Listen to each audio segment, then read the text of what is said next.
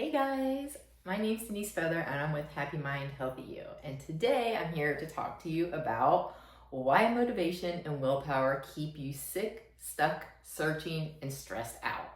Yeah, the motivation is a trap. I hate to tell you guys that motivation and willpower is a trap that we all believed in, that we thought worked, but many of you that have tried to do things have finally realized that you keep starting, stopping, one foot on the gas, one foot on the brake. So you've been taught your whole life to chase motivation and to use willpower.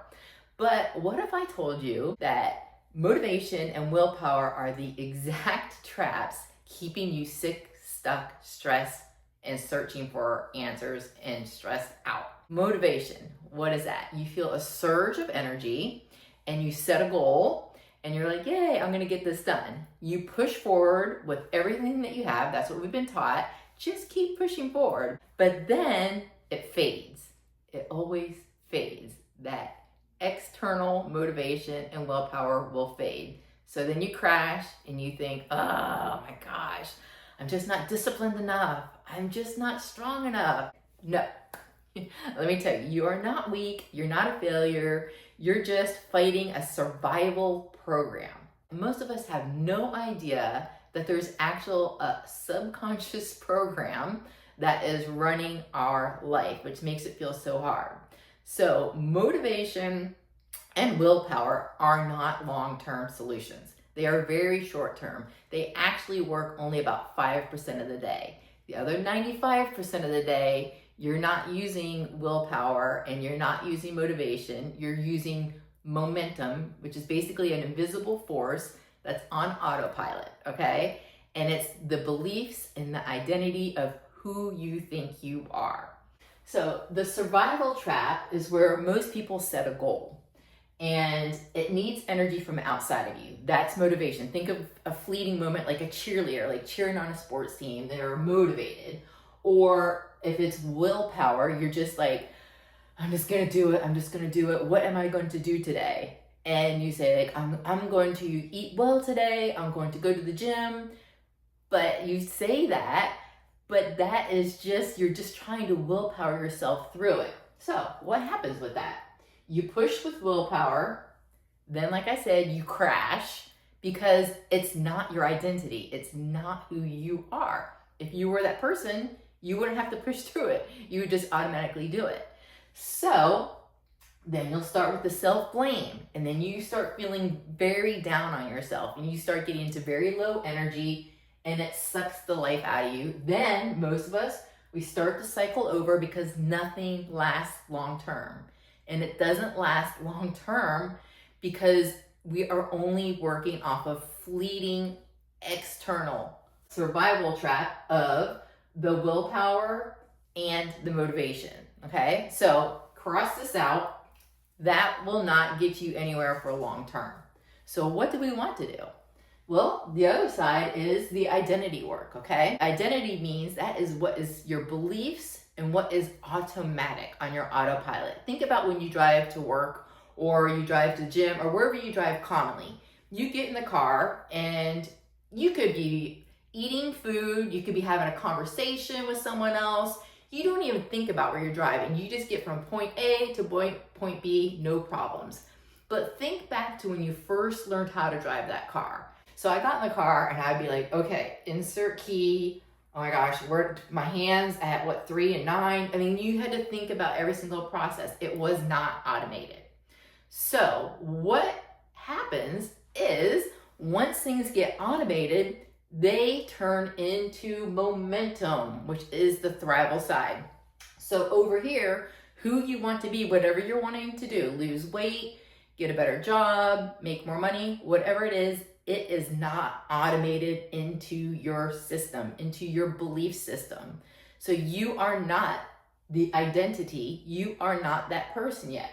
So once we shift and we flip the switch over to thrival, and you change your identity at the subconscious level, because that's where everything happens on autopilot. Remember about driving the car? Once you learn how to drive the car, you don't have to think about it. That's autopilot. Your body works without your head having to think. That is how you create long-lasting change. That is thrival freedom. So we have step one is we have to have in our awareness, well, what do I want? What type of person does this? If, for example, I'm going to say it's losing weight. If you want to lose weight and you want to, say, start off with small steps, you want to go to the gym that morning, or if you want to eat healthier, then you have an awareness of this is the person, the identity I want to be. Then you say, I'm going to do maybe one step or two steps. Start easy. Say, today I'm going to cut out any type of sweets that I normally would run to if I feel stressed out. Say I might run to a chocolate bar, I might run to a donut, whatever it is. Say, today I'm not going to do that. So it starts off with a little bit of willpower at first, but you say, this is what I'm going to do. Then the L is listen to your body, because your body's going to act up. And why does your body act up? Listen to your body messages, because your body is used to maybe eating that chocolate or having that Frappuccino from Starbucks. Whatever your vice is that you go to when you feel stressed out, your body's going to start talking to you. And it's going to say, I want more of this, I want more of this, I need this. And you just calm the body down. That little inner critic that's talking to you, I need this, and you don't want to listen to it. And if you're telling me, I don't talk to myself, I don't hear any voices in my head, we all do. Because if you just said, I don't hear voices in my head, that's the voice in your head, okay? So listen to what your body's saying. What is that inner critic in there jibber jabbering? You need to do this, you need to do that. You tame it down, okay? You go back to the identity. Who do I want to be? If I want to be fit and I want to have a lot of energy and I have 20 pounds to lose or whatever it is, the identity of that person, what would that person choose in that moment? Okay? You're not on autopilot yet. You're still back over here in the survival mode. This is when you're flipping the switch. You say, I want to be this person. So I'm going to stick with what I said I'm going to do. And it sounds a lot like willpower, because that's what we use at first until we harness this energy of the momentum. But for the G, you ground yourself. You ground yourself and you say, okay, I am the type of person that is going to be healthy, I'm going to be happy, and I'm going to be successful with not eating that donut, and I'm not going to go through the Starbucks drive-thru. It's going to feel like crud, because you're going to go back to the body messages again, and it's going to keep fighting you. But once you normalize this behavior, the N in the line, once you normalize this behavior, you will no longer be using willpower. You're going to reprogram that unconscious identity that you used to have over here, where you would always give in. Once you harness that power of the new identity that you want, of the happy person, the healthy person, the fit person, you will use your neuroplasticity and you will reprogram your brain, and you will be able to make these choices on autopilot. Just like you could you could talk, you could eat while you're driving your car, because you've learned how to drive your car a while ago, so it's become an automatic behavior. This is what will happen if you just stick with it and you identify as a healthy, happy person. You say, this is what a healthy, a happy, and a successful person does that is wanting to drop 10 or 20 pounds. You turn it into your identity. It really is that easy. You just have to go from conscious thinking, which is, think of like an iceberg. Like on the iceberg, this is the top of the iceberg, my head.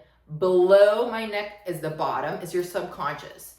That's how much you get. 5% of your day you're really thinking. The other 95% of your day, it's on all autopilot action. That's it. It's like driving the car.